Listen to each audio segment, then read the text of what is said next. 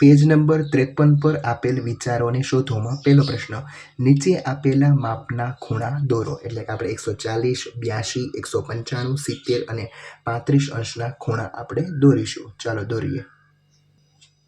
ખૂણાઓ દોરો. એમ 140 પહેલા આપણે છે એ એક બિંદુ કરીશું. ત્યારબાદ આપણે સ્કેલની મદદથી છે એક કિરણ બનીશું તેના ઉદ્ભવ બિંદુમાંથી. ચાલો હવે આપણે કોણ માપક લઈશું.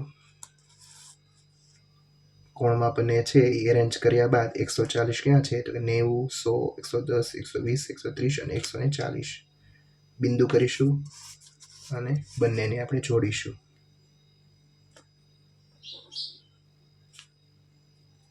ચાલો કેટલા અંશનો ખૂણો તો કે 140 અંશ ગુરુ કોણ. ભલે આપણને ના પાડી છે કે કીધું નથી કે કયો ખૂણો છે એમાં વર્ગીકૃત કરવાનું કીધું નથી, પણ તો આપણે લખવું. આવી જ રીતે તમારે 82 અંશનો, 195 અંશનો, પછી 70 અંશનો અને 35 અંશનો ખૂણો દોરવો.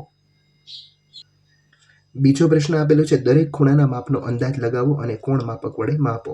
ચાલો કોણ માપકની મદદથી પહેલા છે એ તમારે પહેલા અંદાજ લગાડવાનો. કેટલો હોઈ શકે તો કે 40, 42 જે તમને મગજમાં આવે તમારે વિચારવાનું, ત્યારબાદ એ માપવાનો. તો માપીએ તો 45 નો થશે, આ 168 અંશનો, 120 અંશનો, 33 અંશનો, 99 અંશનો અને 348. હવે આ ખૂણાને લઘુકોણ, આમાં લઘુકોણ કયા છે તો કે આ 45 નો લઘુકોણ અને 33 અંશનો લઘુકોણ. કાટકોણ, તો કાટકોણ તો એક પણ છે નહીં, કારણ કે 90 અંશે કાટકોણ કહેવાય. ગુરુકોણ, તો ગુરુકોણમાં કયા કયા આવશે તો 120, 99 અને 168. ચાલો એના પછી વિપરીત કોણ એટલે કે પ્રતિબિંબ કોણ કયો છે તો કે 348 અંશ. ચાલો ત્રીજો પ્રશ્ન આપેલો છે, 3 લઘુકોણ, 1 કાટકોણ અને 2 ગુરુકોણ ધરાવતા કોઈ પણ એક આકૃતિ બનાવો. ચાલો આપણે આકૃતિ બનાવીએ. ચાલો અહીંયા આપણે આકૃતિ બનાવી છે. એમના BOC, પછી COD અને BOD આ ત્રણેય લઘુકોણ છે. આ એક છે એ કાટકોણ છે અને 2 ગુરુકોણ છે. જો AOC અને AOD, તો આ આપણી કાચી આકૃતિ તૈયાર છે. ચોથો પ્રશ્ન, અક્ષર M એવી રીતે દોરો કે જેની બાજુના ખૂણા 40 અંશના હોય અને વચ્ચેનો ખૂણો 60 અંશનો હોય. ચાલો જોઈએ આનો જવાબ. જો આમાં છે એ આ બે છે 40 અંશના અને આ એક છે 60 અંશનો. તો તમારે M છે આવી રીતે દોરવાનો. ચાલો એવી જ રીતે અક્ષર Y ને એવી રીતે દોરો કે જેમાં 3 ખૂણા 150, 60 અને 150 ના થાય.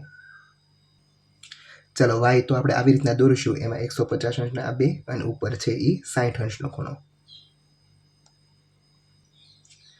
અશોક ચક્રમાં 24 આરા છે. એકબીજાની પાસે આવેલા 2 આરાઓ વચ્ચેના ખૂણાનું અંશ માપ શું હોઈ શકે અને 2 આરાઓ વચ્ચે બનતો સૌથી મોટો લઘુકોણ કેટલો? ચાલો જોઈએ જવાબ. ચાલો અશોક ચક્ર છે તેના કેન્દ્ર આગળ છે એનો 360 અંશ, કોઈ પણ વર્તુળ છે એ 360 અંશનું હોય. તો એમાં એના અશોક ચક્રમાં કેટલા આરા હોય તો કે 24 આરા હોય. એટલે 360 ભાગ્યા આપણે 24 કરીએ એટલે 15 અંશ મળશે. એટલે કે એક આરા વચ્ચેનો ખૂણો છે એ 15 મળશે. હવે આપણને શું પૂછ્યું છે કે 2 આરાઓ વચ્ચે બનતા સૌથી મોટા લઘુકોણનું માપ કેટલું થશે? તો 15 નો ઘડિયો તમે બોલો કે 15 × 15, 15 × 30, 15 × 45, 15 × 60, 15 × 75 અને 15 × 6 90. 90 તો કાટકોણ થઈ જાય. તો 15 × 5 = 75 છે આ સૌથી મોટો છે એ લઘુકોણ હોય.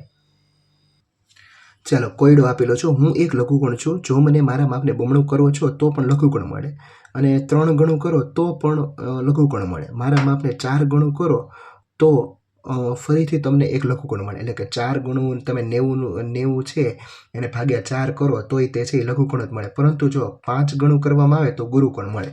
જોઈએ આનો જવાબ.